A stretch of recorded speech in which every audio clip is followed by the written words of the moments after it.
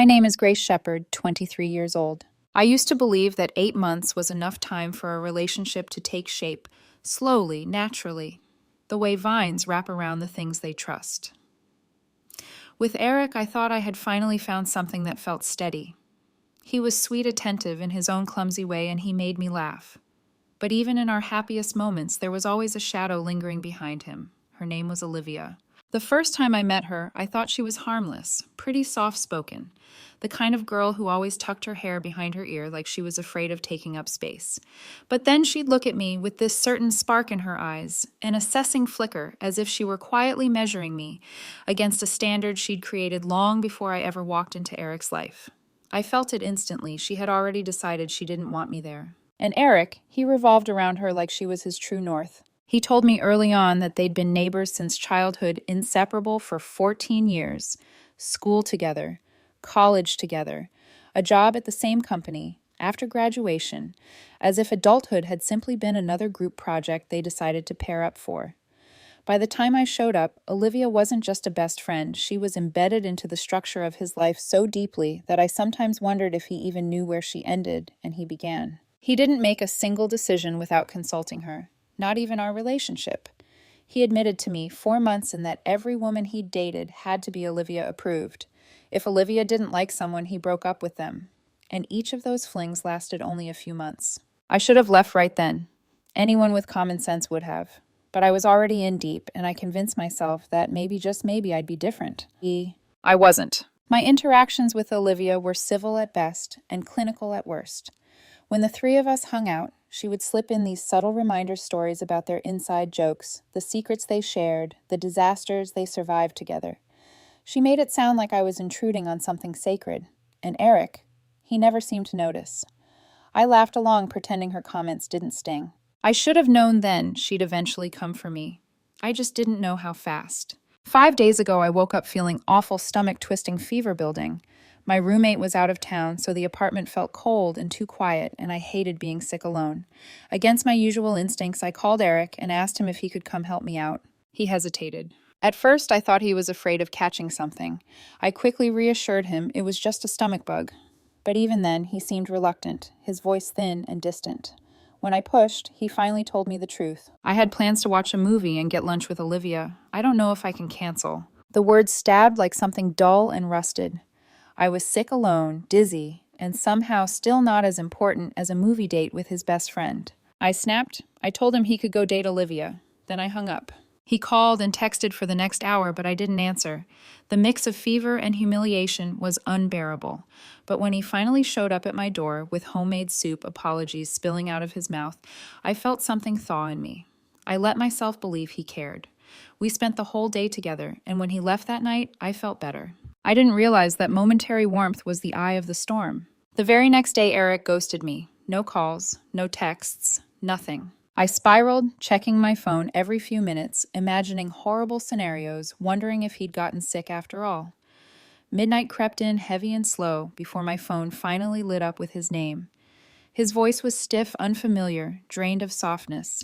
And then he said it. I think we need to break up. He told me he'd been thinking long and hard, that he'd realized my behavior was full of red flags, that I was manipulative, controlling, emotionally demanding. My mouth went dry.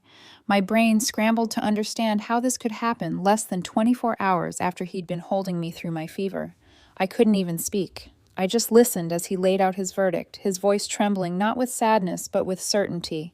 Then he hung up. He didn't text afterward. He didn't explain further. He blocked me everywhere. I sat in my dark apartment staring at the silent phone screen for a long time. It felt like something big and sharp had cracked inside my chest. I replayed every moment of our relationship, desperately searching for the red flags he claimed I had thrown at him. But nothing added up. He'd been so tender the night before, so present, so caring.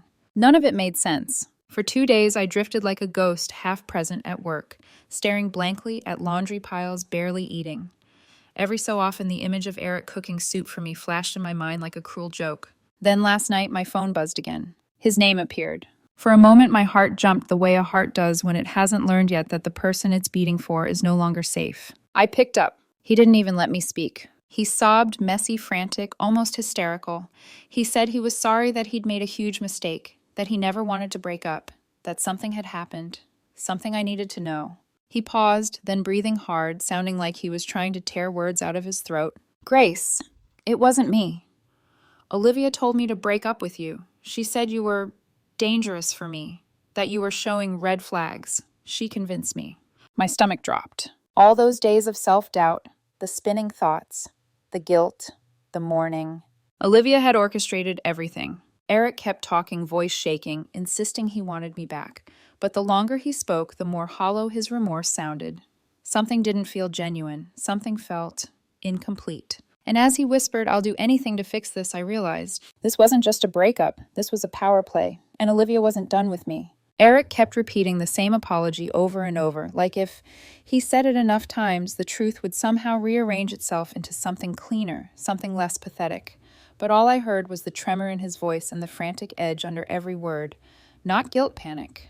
He wasn't calling because he realized he loved me. He was calling because something had blown up in his face. I didn't interrupt him. I just listened, letting his confession spill out like dirty water he'd been holding in his mouth too long. He explained how Olivia had spent hours the previous night convincing him I was toxic, manipulative, controlling. He said she made a list, an actual list of red flag behaviors that he needed to break up with before it was too late. The list included things like, I cooked for him often. I bought him clothes sometimes. I asked him for help when I was sick. Normal things, healthy things, human things. But Olivia had twisted each one into something sinister. She told me you were trying to control me, he whispered. That you were changing me. That you were isolating me from the people who mattered. People meaning her. I felt something hot bubbling under my skin, anger, but not the explosive kind. The slow, steady burn of betrayal that simmered quietly until it sharpened every thought. He kept talking. His voice cracked on the word sorry. He told me he didn't want to block me, but Olivia insisted. He told me he didn't want to break up, but Olivia insisted. He told me he regretted everything, but somehow even now. He wouldn't say her name with anything close to accountability. Grace, please. I just want us back, he choked out. I'll do anything, anything. There it was again, begging. Not because he chose me, but because he couldn't stand the consequences of letting Olivia puppet master his life. I stayed silent long enough for him to start rambling again, desperation twisting his words into knots. She won't be a problem anymore, he said. I'll keep us a secret from her if you want. We can date in private. That way she won't interfere. That was the moment something in me went cold. He didn't even realize how messed up it was suggesting secrecy. Like it was a reasonable compromise, like I was supposed to hide in the shadows so Olivia could stay comfortable on her throne. Let me get this straight, I finally said, voice steady. You think the solution is to keep your relationship with your best friend exactly the same and hide me. He didn't answer. He didn't need to. Silence is its own confession. Right then, I knew I couldn't get back together with him, but I also knew something else. I wanted Olivia to feel what she had made me feel, the confusion, the betrayal, the sting of losing control. Not because I was vindictive, but because she had walked into my relationship and detonated a bomb, then walked away like she was untouchable. So I took a slow breath and made a decision I was not proud of, but did not regret. Eric, I said softly, I'll get back with you. He inhaled sharply, hope lighting up his voice, but on one condition. Anything he rushed, anything Grace, just tell me. You need to confront Olivia. Tell her you're choosing me. Tell her she's not the one controlling your life anymore. The phone went dead silent. I could almost hear his heart drop. That's extreme, he finally stammered.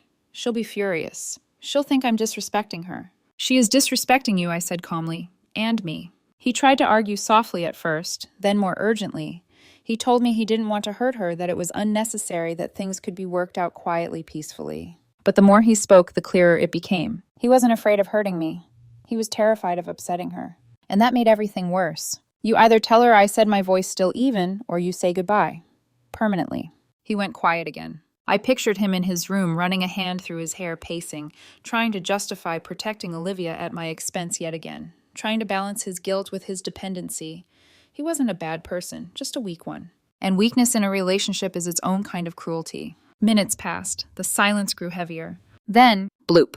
My phone buzzed. A screenshot flashed across the screen. He had done it. He'd texted Olivia everything I told him to write. The confrontation, the accusation, the declaration that he was choosing me. I stared at it for a long moment. Then I hung up on him, blocked him, deleted his number. My hands were trembling, but not from guilt, from relief. For the first time in days, I felt the fog lift around me. I wasn't the red flag. I wasn't the problem. I wasn't the puppet. I'd given Olivia a taste of her own manipulation. I crawled into bed that night believing naively that this was the end of it, that Eric and Olivia would implode on their own, and I'd finally be free from both of them. But Olivia was not someone who accepted humiliation quietly. The next morning, my phone rang, a number I didn't recognize. I almost ignored it, but when it rang again, something in my chest tightened. I picked up, and Olivia's cold, sharp voice sliced through the speaker. "Don't you dare hang up on me, Grace. We need to talk." The way Olivia said talk felt less like a conversation and more like a threat carved into the air. Her tone was sharp in a way that made my grip tighten around the phone, but I refused to let her hear even a flicker of fear. I didn't say anything. Silence can be its own weapon. "Oh, so you've suddenly gone mute," she snapped. Typical. Hiding behind silence. Cowardly. I almost hung up right then, almost. But something in her voice stopped me. Not the anger, not the attitude, something underneath. A tremble. The kind that hinted at someone who wasn't just furious, but wounded. And that made me stay. "What do you want, Olivia?" I asked, finally, my voice level. "What do I want?" She let out a bitter laugh that scraped like glass. "I want to know what kind of sneaky, pathetic person manipulates her boyfriend into attacking his best friend." I blinked. She was really going to play the victim. "You bullied him into breaking up with me," I said calmly. "You lied, twisted everything I did, and blamed me for protecting him." She cut in. "I told him you were bad news. I told him you'd ruin things. And I was right, you did." Her voice cracked. Barely, but enough. "You really think he would have sent those messages if you didn't force him?" She continued, words spilling faster, emotion peeking through cracks she was trying desperately to seal. "You think he wanted to hurt me like that?" Yes, strangely I did. Maybe not out of courage, but out of habit. Eric had always moved whichever way the strongest voice pushed him, and for once that voice wasn't hers. But I didn't say that. I let her unravel. "I've been there for him for 14 years, she said louder now. "Where were you?" "For 8 months. "You think that gives you a right to—" "Olivia," my tone sharpened. "You destroyed my relationship because you were threatened." "Threatened," she hissed. "I wasn't threatened. I was right. You were controlling him." How? I challenged. By asking my boyfriend to help me when I was sick. By cooking for him. By buying him a shirt. "You don't get it," she snapped back, voice rising. "You were pulling him away from me." There it was. The truth. Raw, unvarnished, and painfully revealing. "You think Eric belongs to you?" I said quietly. I don't think she started, but I cut her off. "Yes, you do. That's why you tried so hard to chase me out. You didn't want to lose your throne." "My what?" "Your place in his life. The one where you get every opinion heard, every choice validated, every girlfriend approved or destroyed." She inhaled sharply. I hit a nerve. "And you know what?" I continued, calm but merciless. "You'll never admit it, but you've always been waiting, hoping he'd finally look at you the way he looked at his girlfriends." "And shut up," she whispered. "You've wanted to be his backup girlfriend for years, and anyone who came before you had to go." "Shut up!" Her voice broke, and then suddenly I heard her sniffling, soft at first, then louder, crumbling. She had called me to break me down, but she was the one falling apart. "I didn't want him to choose you," she choked out, "not because I wanted him, but because I knew you'd hurt him." The lie was transparent. She didn't even sound convinced by her own story. "Olivia," I said gently, "he chose to send you those texts." A sharp gasp, almost like physical pain. "No, he didn't," she whispered. "He wouldn't choose you over me. He wouldn't." "He did." "No, he was manipulated. You tricked him." "You're furious because for the first time he didn't follow your script." Silence. A long, heavy silence. Then she broke. "You think you won," she whispered, voice shaking. "You think you're better than me." "I don't think I'm better," I said plainly. "But I do think you're scared. Because the person you've controlled your whole life finally slipped out of your grip." Her breath hitched. I could feel her unraveling on the other end of the line, all those years of entitlement and insecurity crashing into one brutal truth: Eric wasn't hers to command. Not anymore. And losing control for someone like Olivia was the ultimate humiliation. She suddenly exploded. "You ruined everything," she screamed. "You ruined him. You ruined me. You're nothing. Nothing but a—" I didn't let her finish. "You called me to insult me, Olivia. Congratulations. You did it. Are you done?" Her breathing was ragged. It sounded like she was shaking. I waited.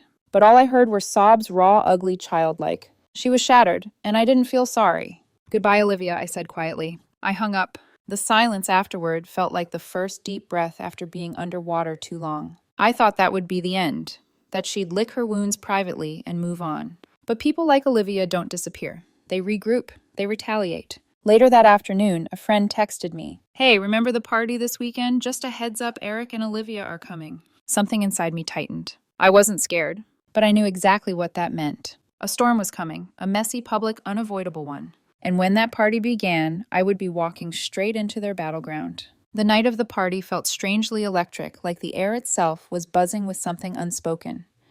My friend's house was warm, bright, crowded with people dressed in soft colors and louder intentions. Music pulsed through the living room glasses, clinked, laughter rose in pockets around me. On any other night, I would have relaxed into the chaos. But tonight, I felt the quiet thrum of anticipation under my skin. Eric and Olivia hadn't arrived yet. I kept my composure, greeting people catching up, sipping a drink slowly enough to stay alert.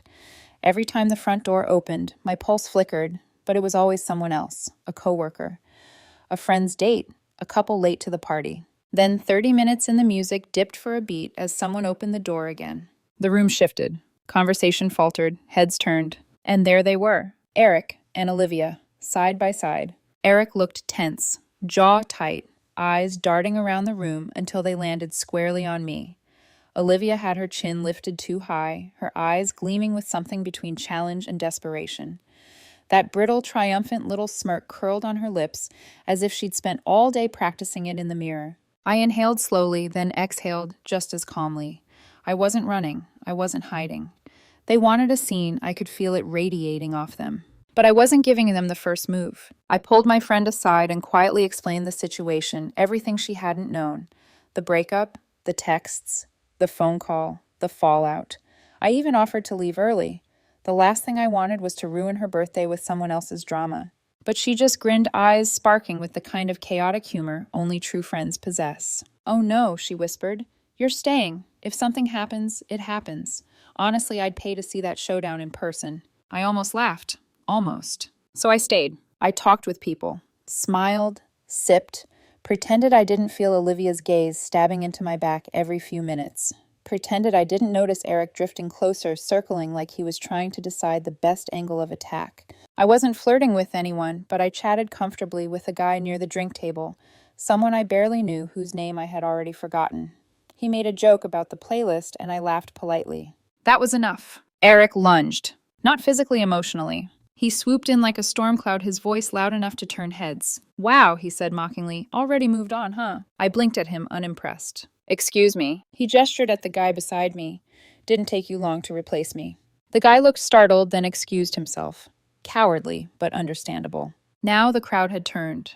Conversations died one by one, like candles in the wind.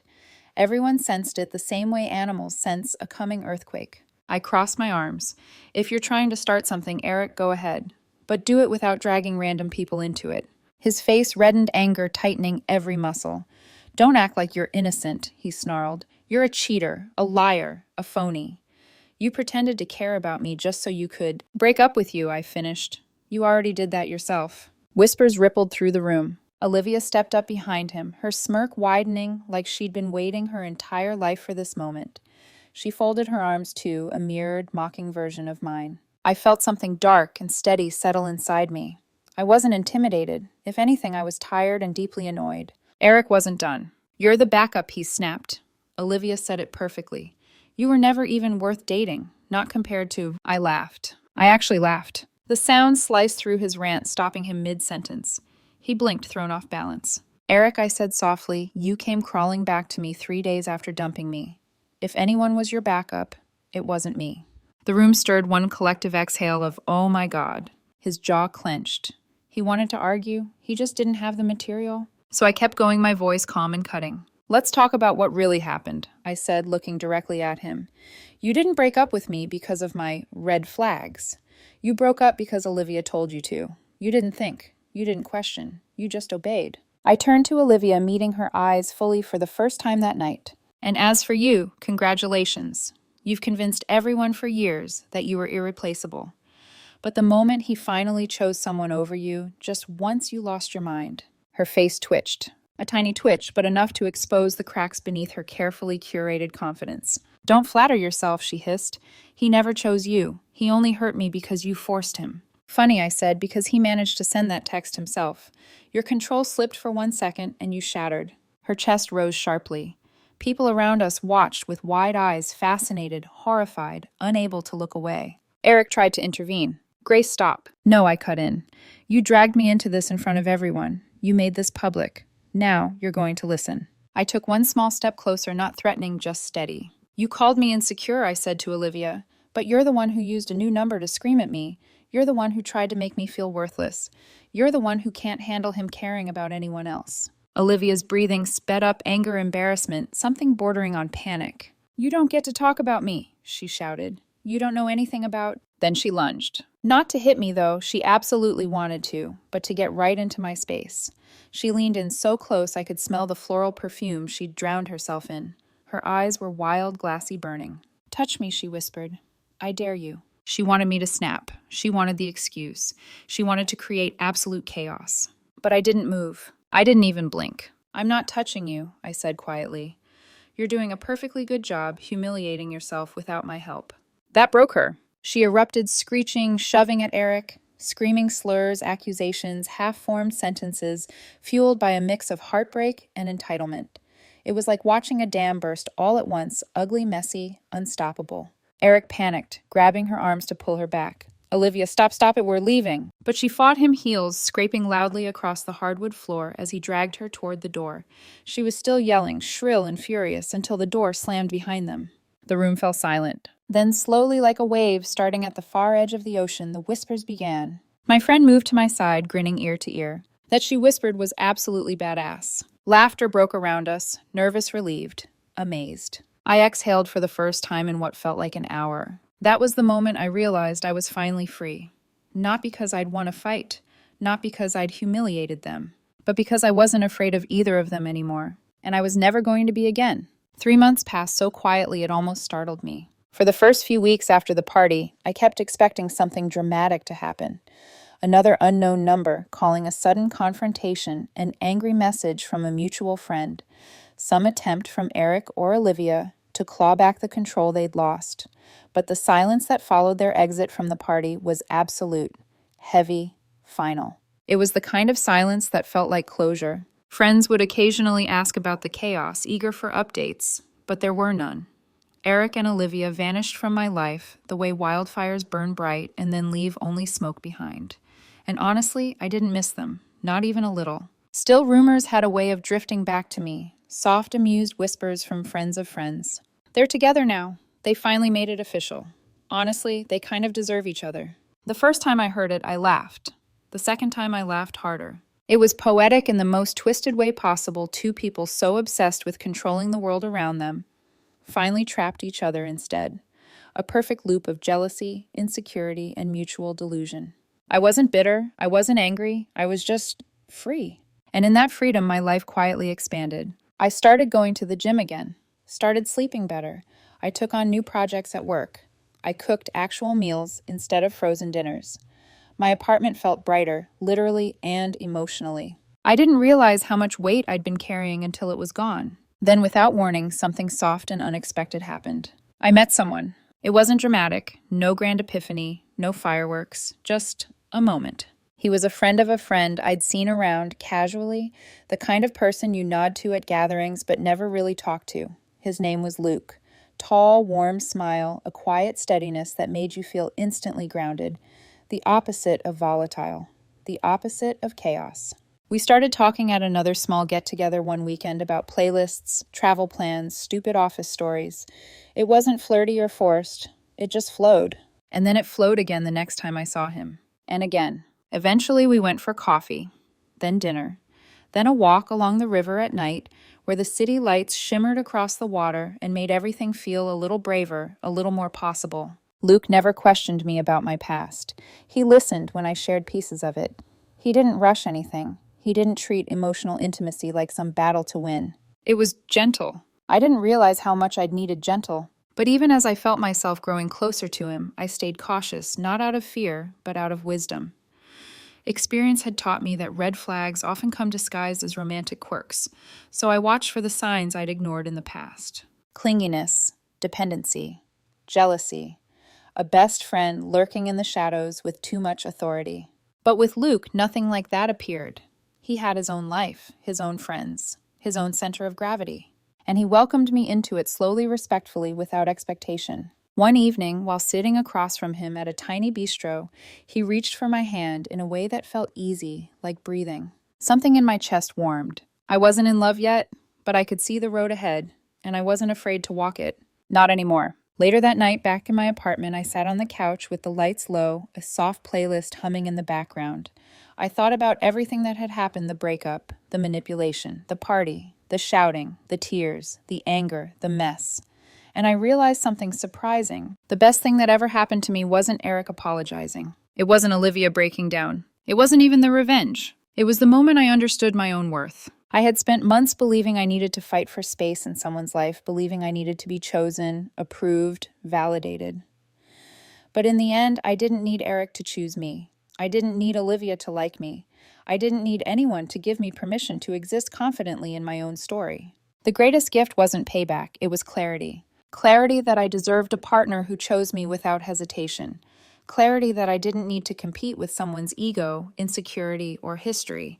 Clarity that my heart was not a battlefield for someone else's unresolved issues. I took a slow breath and leaned back into the cushions, letting that truth settle deep into my bones. This wasn't a comeback story. It wasn't a revenge victory. It was a beginning. Because for the first time in a long time, the future didn't look terrifying or uncertain. It looked wide open, and I was finally ready to step into it.